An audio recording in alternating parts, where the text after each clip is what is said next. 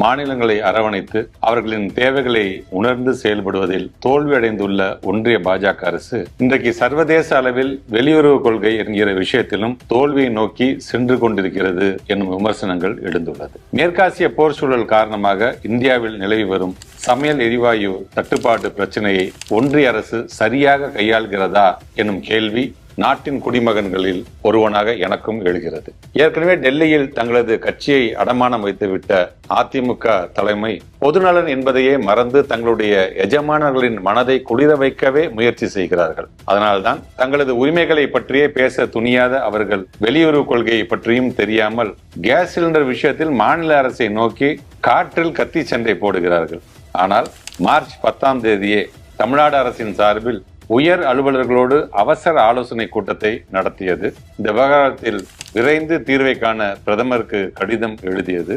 மக்கள் யாரும் அச்சப்பட வேண்டாம் என விழிப்புணர்வை ஏற்படுத்தியதோடு ஒன்றிய அரசின் நடவடிக்கைகளுக்கு தமிழ்நாடு அரசு துணையாக இருக்கும் என உறுதியளித்தது. எரிவாயு தட்டுப்பாட்டை சமாளிக்க 8 விதமான முக்கிய அறிவிப்புகளை வெளியிட்டது என பொறுப்போடு செயல்பட்டவர் நம்முடைய திராவிட மாடல் முதலமைச்சர் அவர்கள். இதற்கு பிறகும் ஒன்றிய பாஜக அரசு பாராமுகத்துடன் அலட்சியமாக இந்த விவகாரத்தை அணுகியதால் தான் மதசார்பற்ற முற்போக்கு கூட்டணி சார்பில் தமிழ்நாடு முழுவதும் மார்ச் 15ஆம் தேதி ஆர்ப்பாட்டம் நடத்தினோம். அதே போல நாடாளுமன்ற வளாகத்திலும் நமது கூட்டணி கட்சி எம்பிக்கள் போராட்டத்தில் ஈடுபட்டுள்ளார்கள். இப்படி மாநில அரசின் மூலமாகவும் கழகத்தின் மூலமாகவும் என்றைக்குமே மக்கள் நலன் மீது அக்கறை கொண்டு அனைத்து வகையிலும் செயலாற்றுகிறார் தமிழ்நாடு முதலமைச்சர் அவர்கள். இதற்கு பிறகும் எரிவாயு தட்டுப்பாட்டை சமாளிக்க ஒன்றிய அரசு எந்த முனைப்பும் காட்டவில்லை.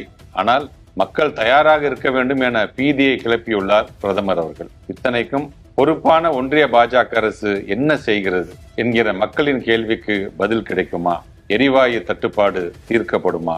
எளிய குடிமக்களின் இந்த கேள்விகளுக்கு ஒன்றிய அரசு பதிலளிக்க வேண்டும். அல்லது குறைந்தபட்சம் தங்களது டெல்லி எஜமானர்களிடம் திரு எடப்பாடி பழனிசாமி அவர்கள் கேட்டு சொல்ல வேண்டும். இந்தியா முழுவதும் நீங்க யோசிச்சு பாருங்க, எங்கேயாவது பொதுமக்கள் கேன் எடுத்துட்டு போய் பெட்ரோல் பிடிச்சாங்களா? எங்கேயுமே கிடையாது. தமிழ்நாட்டில் மட்டும்தான். ஏன்? இங்க இருக்கக்கூடிய அரசியல்வாதிகள் பீதியை கிளப்பி மக்கள் மனசுல பீதியை வச்சுட்டாங்க. ஸோ மக்களுக்கு ஒரு பயம். என்னடா எல்லாருமே இதே மாதிரி சொல்றாங்களே, காங்கிரஸ்காரங்க சொல்றாங்க, திமுக காரங்க சொல்றாங்க, அப்ப பெட்ரோல் வராதோ அப்படின்னு ஒருத்தரும் கேன் எடுத்துட்டு போய் வீட்டில் பாத்திரத்தெல்லாம் எடுத்துட்டு போய் பெட்ரோல் பிடிக்க வேண்டிய அவ்வளவு நிலைமைக்கு தமிழ்நாட்டு மக்களை தள்ளி இருக்கிறாங்க. இது ஒரு வேடிக்கையான விஷயம். இந்தியாவில் எங்கேயுமே கிடையாது. பீகார்ல யாரும் போல, உத்தரப்பிரதேசல யாரும் போல. தமிழ்நாட்டில் மட்டும் இந்த கையாலாகாத திராவிட முன்னேற்ற கழகத்தினுடைய ஆட்சி பொய்யை பரப்பி பீதியை பரப்பி மக்களை வீதிக்கு வந்து ஒரு பெட்ரோல் பம்ப்லையும் நிற்க வச்சிருக்காங்க. இன்னைக்கு நம்ம புரிந்து கொள்ள வேண்டும், இந்தியாவை பொறுத்தவரை நம்முடைய பிரதமர் நேற்று காலைல தெளிவாக பேசினாங்க. எந்த பிரச்சனையும் இல்லாமல் நாம் இருக்கோம். எந்த பிரச்சனையும் இல்லாமல் அதை நம்ம உறுதியாக சொல்ல முடியும். இந்த gas control order, natural gas control order 9ஆம் தேதி மார்ச் மத்திய அரசு கொண்டு வந்த பிறகு எல்பிஜினுடைய உள்நாட்டு உற்பத்தி மட்டுமே 28 விழுக்காடு கம்பேரபிள் பேசிஸ்ல உயர்ந்திருக்கு. ஸ்ட்ரெயிட் ஆஃப் ஹோர்முஸ், அந்த ஹோர்முஸ் பகுதியிலிருந்து வரக்கூடிய கப்பல் 2 கப்பல் ரொம்ப சேஃபா நேற்று நைட்ல இருந்து இன்னைக்கு காலையிலக்குள்ள 2 இந்திய கப்பல் சேஃபா கிராஸ் பண்ணி வந்திருக்கு. நமக்கு சேஃப் பேசேஜ் கொடுத்துருக்காங்க. அந்த ஒரு கப்பல் கொண்டு வரக்கூடிய கேஸ் என்பது ஒரு நாளைக்கான ரிஃபைனிங் கெப்பாசிட்டி. பிரச்சனை கிடையாது. இன்னைக்கு அவங்க சைனா, ரஷ்யா, இந்தியா இந்த 3 நாடுகளுக்கு தான் கெரியர் கொடுக்குறாங்க. நம்முடைய வெளியுறவுத்துறை கொள்கையினுடைய ஒரு வெற்றி இதை பறைசாற்றுது. அதை பத்தி யாரும் பேச மாட்டாங்க. அதையெல்லாம் தாண்டி இன்னைக்கு உலகம் முழுவதுமே பெட்ரோல் விலை ஏற்றிருக்கிறாங்க. பக்கத்தில் இருக்கக்கூடிய பாகிஸ்தான், பங்களாதேஷ் எடுத்துக்கிட்டீங்கன்னா பெட்ரோல் விலை 20% உயர்ந்திருக்கு. 2 வாரம் பள்ளிக்கூடத்திற்கு விடுமுறை கொடுத்திருக்கிறாங்க. 50% அரசு கார்களை ரோட்ல இருந்து எடுத்திருக்கிறாங்க. பெட்ரோல் ரேஷனிங் பண்றாங்க. இந்தியாவில் எந்த பிரச்சனையும் இல்லை. மிக அற்புதமா வரக்கூடிய சப்ளையை நம்ம மேனேஜ் பண்றோம். இந்த நேச்சுரல் கேஸ் ஆர்டரை போட்டு யாருக்கு என்ன கொடுக்கணும்? 100% எல்பிஜி கேஸ் 100% அப்படியே கொடுத்துடணும். அதன் பிறகு ஃபர்டிலைசருக்கு போறது 30% குறைச்சிருக்கிறாங்க. 70% ஃபர்டிலைசருக்கு போற கேஸ் போகும். அதன் பிறகு இண்டஸ்ட்ரி 80% போகும், 20% குறைச்சிருக்கிறாங்க. அதன் பிறகு சிட்டி கேஸ் டிஸ்ட்ரிபியூஷன் 20% குறைச்சிருக்கிறாங்க, 80%. அடுத்து இந்த ஆர்டர் ரிவ்யூ பண்ணுவாங்க. எங்கேயும் பிரச்சனை இல்லாம போகும் பொழுது எதற்காக பீதியை கிளப்பி பொதுமக்களை நீங்க ரோட்டுக்கு போக வைக்கிறீங்க? அதனால தமிழக மக்களுக்கு எங்களுடைய அன்பான வேண்டுகோள், தயவு செய்து நீங்க யாரும் கஷ்டப்பட்டு வீதிக்கு வராதீங்க, ரோட்டுக்கு போகாதீங்க. நீங்க பெட்ரோலை பிடிச்சு ஒரு வீட்டில் வைக்கிறீங்கன்னா உங்களுக்கு அது ரிஸ்க். 20 லிட்டர் கேன், 15 லிட்டர் கேன்ல நீங்க போய் வாங்கிட்டு வந்து அதை டெய்லி 1 லிட்டர் 2 லிட்டர் 2 வீலருக்கு ஊத்திக்கலாம். நீங்க வீட்டில் வாங்கி வைக்கிறீங்கன்னா உங்களுக்கு அது ரிஸ்க். எங்கேயும் எந்த பிரச்சனையும் இல்லை.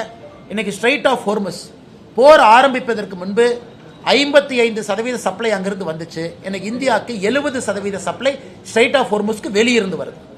முதல்ல ஸ்ட்ரைட் ஆஃப் ஹோர்மஸ் இல்லாம 55% வந்துச்சு, 45% அங்க வந்துச்சு, 55% வேற ஜோன்ல. இன்னைக்கு 70%, 15% ஹோர்மஸ்ல இருந்து வெளியே எடுத்துட்டோம் நாம. அந்த சப்ளை செயின் டைவர்சிஃபிகேஷன் பண்ணியிருக்காங்க. பெட்ரோலியத்துறை அமைச்சர் அவர்கள் பாராளுமன்றத்தில் அதை பத்தி பேசுறாங்க. நேச்சுரல் கிராஸ் பிரச்சனை கிடையாது, பெட்ரோல் ரிஃபைனிங் பிரச்சனை கிடையாது. இன்னைக்கு இதெல்லாம் நடக்கும் பொழுது ரிலையன்ஸ் இண்டஸ்ட்ரீஸ் அமெரிக்கால $300 பில்லியன் இன்வெஸ்ட் பண்ணி அங்க ஒரு ரிஃபைனரி போடுறா, ட்ரம்ப் ட்வீட் பண்றாரு. சொன்னால் ரிஃபைனிங் கெப்பாசிட்டி நம்மகிட்ட இருக்கு, வரக்கூடிய பெட்ரோலியம் பொருள் உள்ள வருது, கேஸ் எந்த பிரச்சனையும் இல்லாத பொழுது திராவிட முன்னேற்ற கழகத்தினுடைய அமைச்சர்கள், காங்கிரஸ் கட்சிக்காரங்க இந்த பீதியை கிளப்பி தயவு செஞ்சு பொதுமக்களை பெட்ரோல் டீசல் வாங்க வச்சு வீட்டில் எக்கு தப்பா ஏதாச்சும் ஆயிரப்போது அதற்கும் பொறுப்பு திராவிட முன்னேற்ற கழகத்தினுடைய அரசு. மூன்றாவது மிக முக்கியமானது என்னை பொறுத்தவரை, இன்னைக்கு பாராளுமன்றத்தில் நம்ம பார்க்கிறோம் சம்பந்தமே இல்லாத ஒரு பிரச்சனையை திரு ராகுல் காந்தி அவங்க எடுக்கிறாங்க. அதுல தமிழகத்தினுடைய எம்பி திரு வசந்த் அவங்க இருக்கிறாங்க, கன்னியாகுமரி எம்பி இருக்கிறாங்கன்னா, அவரு கடையில இண்டக்ஷன் ஸ்டவ் விற்கிறக்காக அவரு ட்வீட் போட்டுட்டு இருக்காரு, பெட்ரோல் குறைஞ்சிருச்சு, எல்பிஜி குறைஞ்சிருச்சு, கேஸ் குறைஞ்சிருச்சு. அவருடைய வசந்தன் போல இண்டக்ஷன் ஸ்டவ் விற்கிறீங்களா? நீங்க வித்துக்குங்க, மார்க்கெட்டிங் பண்ணி வித்துக்குங்க. நீங்க இண்டக்ஷன் ஸ்டவ் விற்கிறக்காக இவரு மார்க்கெட்டிங் பார்லிமெண்ட்ல உட்கார்ந்து ஒரு காங்கிரஸ் எம்பியும் ஐயோ பெட்ரோல் குறைஞ்சிருச்சு இண்டக்ஷன் ஸ்டவ் வாங்க.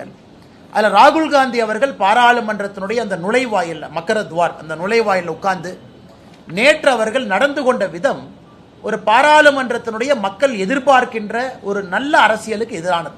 அந்த வழியை மறிச்சு உள்ள யாரு எம்பியை போகாம டீ பிஸ்கட் சாப்பிட்டு காலேஜ் பசங்கள்லாம் இந்த காலேஜ் வாசல்ல காலேஜுக்கு வெளியே இந்த ரோட்ல உட்கார்ந்து இருக்கிற மாதிரி தான் காங்கிரசினுடைய எம்பிக்கள் உட்கார்ந்து பாராளுமன்றத்தினுடைய மாண்பை குறைத்திருக்கின்றார்கள். அதையும் கூட இந்த நேரத்தில் பாரதிய ஜனதா கட்சி எங்களுடைய கடுமையான கண்டனங்களை பதிவு செய்யறோம். சம்பந்தம் இல்லாம இன்னைக்கு இவ்வளவு காங்கிரஸ்காரங்க சிலிண்டர் தூக்கிட்டு சுத்துறாங்க. யார் வீட்டிலாவது எல்பிஜி ப்ராப்ளமா? யார் வீட்டிலாவது கமர்ஷியல் சிலிண்டர் ப்ராப்ளம் கொஞ்சம் இருக்கு, அது இப்ப சரியாயிட்டு இருக்கு. அது முதல் நாள் ஏன்னா ரேஷன் போட்டு கொடுத்தாங்க, ஒரு 2-3 நாட்கள் பிரச்சனை இருந்துச்சு, அதுவும் கூட எனக்கு சரியாயிட்டே இருக்கு. எல்லா இடத்துலையும் திரும்ப ஹோட்டல்ல இயல்பு நிலைமைக்கு வந்துருச்சு. அப்படி இருக்கும் பொழுது சிலிண்டர் தலையில வச்சுக்கிட்டு காங்கிரஸ் கட்சிக்காரங்க தமிழ்நாட்டில் எதற்காக இந்த கூத்தாட அரங்கேற்றணும்? அதனால இந்த 3 விஷயங்களையும் நம்முடைய பத்திரிகை நண்பர்களுக்கு சொல்லணும். விளாத்திக்குளத்தை பொறுத்தவரை முதலமைச்சர் நேரில் போகணும், அதுதான் மிக குறைந்த ஒரு எதிர்பார்ப்பு. முதலமைச்சர் விளாத்திக்குளத்துக்கு நேரில் போகணும், அந்த குழந்தையினுடைய பெற்றோரை பார்க்கணும். அந்த பிஞ்சு குழந்தை அற்புதமாக படிக்கக்கூடிய குழந்தை, இன்னைக்கு நாம காவு கொடுத்திருக்கோம். இதை முதலமைச்சர் அவர்கள் பேசணும்.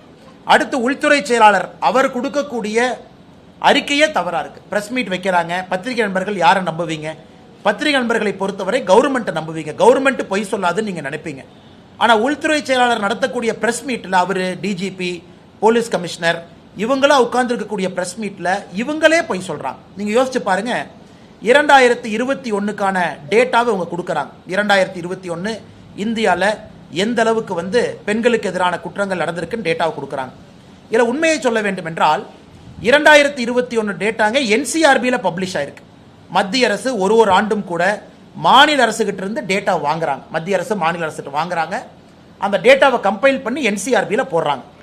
2021 மாநில அரசு கொடுத்த தரவுகளை வைத்து மத்திய அரசு பப்ளிஷ் பண்ண என்சிஆர்பியில தமிழகத்தில் 1686 கொலைகள் பதிவாயிருக்கு.